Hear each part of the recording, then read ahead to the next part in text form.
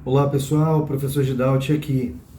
Hoje eu quero conversar com vocês sobre espiritualidade, mas uma conversa que faz a relação entre os conceitos de espiritualidade, de teologia cristã e também o conceito de teologia na América Latina, uma espiritualidade cristã para a América Latina.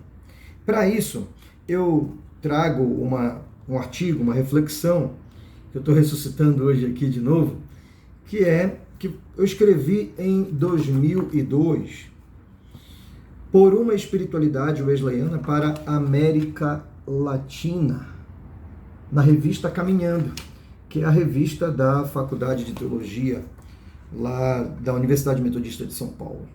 Eu escrevi na época, tive uma orientação para esse artigo do professor Cláudio Ribeiro, que me ajudou aqui, eu era estudante de teologia, e tem algumas considerações daquela época que ainda são pertinentes. Primeiro eu quero então trabalhar isso, o que é espiritualidade? Espiritualidade é uma dimensão do nosso ser. Todo ser humano ele possui uma espiritualidade, independente de você acreditar ou não acreditar em uma divindade específica. Se você frequenta ou não frequenta uma igreja, se você não tem religião, eu sou ateu, não importa. Você tem uma dimensão na tua existência que lá na tua subjetividade, essa dimensão está relacionada à fé, à esperança. Está relacionada também à eleição daquilo que você considera sagrado para você. Então, espiritualidade todo mundo tem. Agora tem um modo de viver essa espiritualidade, que geralmente é impactado pela religião. E o resultado dessa espiritualidade de cada indivíduo, com a religião, que é mais coletiva, é uma pactuação, é uma experiência coletiva da fé. O resultado da espiritualidade com a religião é a religiosidade. Religiosidade, portanto, é a síntese entre espiritualidade e religião. Em termos gerais, eu estou discutindo como viver essa espiritualidade inspirada, sob impacto dessa doutrina da graça de Deus para com a humanidade. A graça de Deus para com o pecador, como viver isso, mas no contexto latino-americano. E por que tem que dar ênfase nesse contexto latino-americano?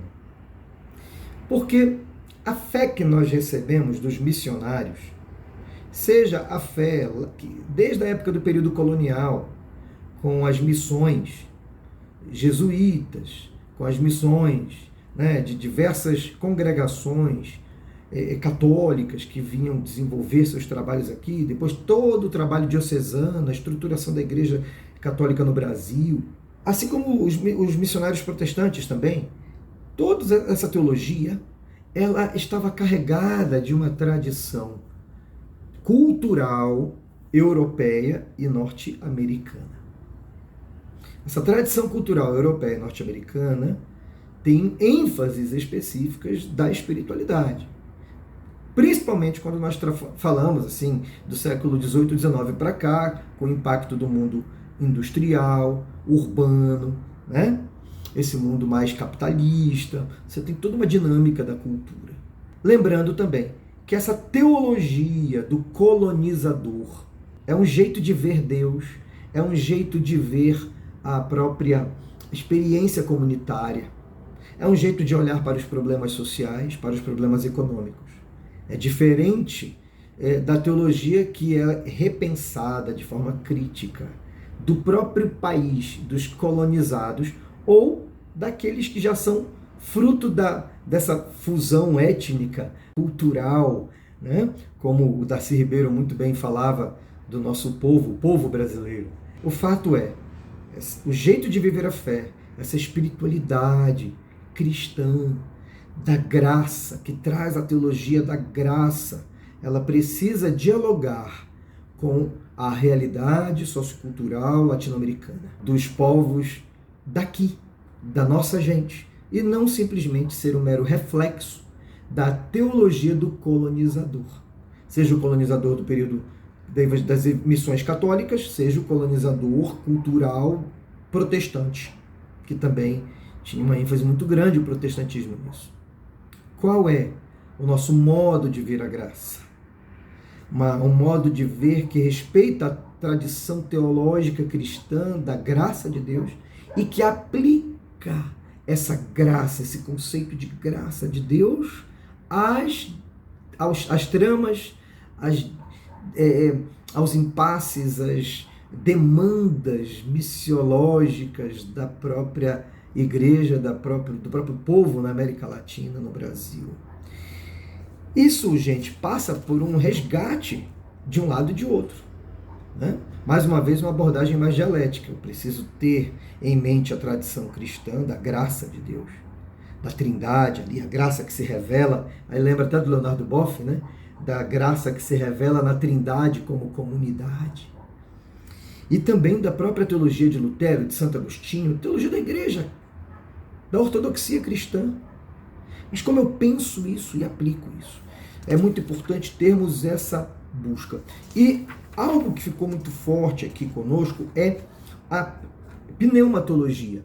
O Espírito Santo como o mediador, como o operador da graça de Deus nos corações humanos. Quando a gente pensa numa teologia medieval, a ênfase está muito forte na figura do Deus Pai, e um Deus Pai castigador, aquele que monitora, aquele que controla e castiga aqueles que cometem coisas erradas. Nós temos um período da Reforma que tem uma ênfase mais cristológica, no sentido de Cristo fica mais... A teologia da graça está mais focada no Cristo, como aquele que é advogado, aquele que realmente de graça nos dá a salvação e a própria comunhão com Deus. Muito importante. Mas na América Latina, o que se tem percebido é aquela ênfase na pneumatologia. Nós temos duas ênfases muito fortes. Uma ênfase mais libertária, no sentido de uma pneumatologia, de um Espírito Santo, de um agir do Espírito Santo que me toca profundamente, para que eu me compadeça daquele que sofre, do pobre, do oprimido. Isso é resultado da ação do Espírito na vida da pessoa. Isso é muito forte na teologia latino-americana. Tem até um livro que me impactou muito quando eu era mais novo, de José Comblan, O Espírito Santo e a Libertação. Muito bom. Mas também tem uma outra ênfase pneumatológica do pentecostalismo brasileiro, que está no movimento carismático da Igreja Católica e movimentos carismáticos de outras igrejas do protestantismo histórico, seja o protestantismo de imigração ou o protestantismo de missão. Várias ênfases. Tem o pentecostalismo clássico, que começou lá com a Assembleia de Deus, né? A Congregação Cristã do Brasil, no início do século XX, veio com o pentecostalismo já ali na década de 50, de cura divina. E aí você tem o neopentecostalismo, que é mais ênfase na prosperidade, essa teologia da prosperidade, presente nas igrejas clássicas, aí, como a IURD, Universal do Reino de Deus. Muitas igrejas que dão ênfase na prosperidade financeira, nessa relação de barganha, de troca com Deus, que te faz prosperar de acordo com as dinâmicas do mundo capitalista. O pentecostalismo brasileiro ele é muito rico, ele é muito criativo, ele teve de toda sorte de modalidades do pentecostalismo. Mas essas ênfases pentecostais mais recentes do Brasil, elas acabam reforçando o individualismo. São poucas que dão ênfase na dimensão mais comunitária da fé. E raríssimas apresentam a relação do Espírito Santo com a defesa do oprimido. O pentecostalismo brasileiro tem uma ênfase no poder, na busca do poder do Espírito Santo. E pouquíssima ênfase na caridade, no amor radical por aquele que sofre, que o Espírito Santo nos dá. É o Espírito Santo que opera isso. É Paulo Aires, né? Uma pessoa fantástica, fantástica. Gostava demais dele. É uma referência. E ele dizia que ele fez uma pesquisa de doutorado na Universidade de Drew, nos Estados Unidos, e ele falava que esse pentecostalismo que chega ao Brasil ele é fruto de uma divisão que aconteceu lá nos Estados Unidos, dos movimentos de santidade, que buscavam avivamento religioso. E ele disse que houve uma separação entre a santidade de poder e a santidade de amor. De acordo com a história do povo de Deus, nas escrituras e na tradição cristã durante muito tempo, o agir do Espírito Santo, ele tanto promove a conversão dos indivíduos a Deus e dá experiências profundas a esses sujeitos na relação com Deus, com o Criador, quanto ele também converte os indivíduos na relação com o próximo, na relação com a pessoa que está ao seu redor e com a humanidade como um todo. Por isso que o vertical da fé com o horizontal da fé não podem ser seccionados. Isso é um problema sério. Utilizando toda uma linguagem própria da época que eu escrevi esse texto, aqui por uma espiritualidade wesleyana para a América Latina, mas o background teológico que está nessa discussão é esse, que nós não podemos, na América Latina, fazer uma secção do caráter, dos atributos e do modo de agir do Espírito Santo, cultivar espiritualidades seccionadas. A relação com o Espírito Santo precisa priorizar tanto a dimensão vertical da fé, quanto a dimensão horizontal da fé. Quando você só prioriza a dimensão horizontal, você tem uma fé manca, que prioriza os ritos religiosos e a sua relação com Deus numa perspectiva individualista. Não vai funcionar. Tiago já adverte. Aquele que diz que ama a Deus e não ama ao próximo é mentiroso.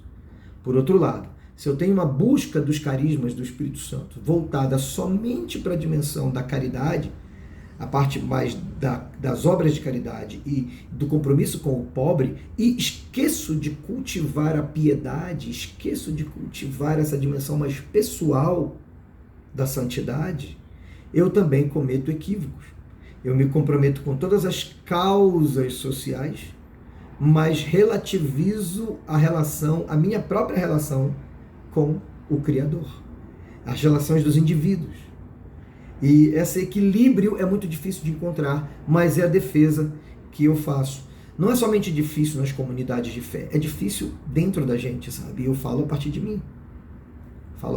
É sempre um desafio, não é fácil ter esse equilíbrio entre a dimensão pessoal e a dimensão social da fé.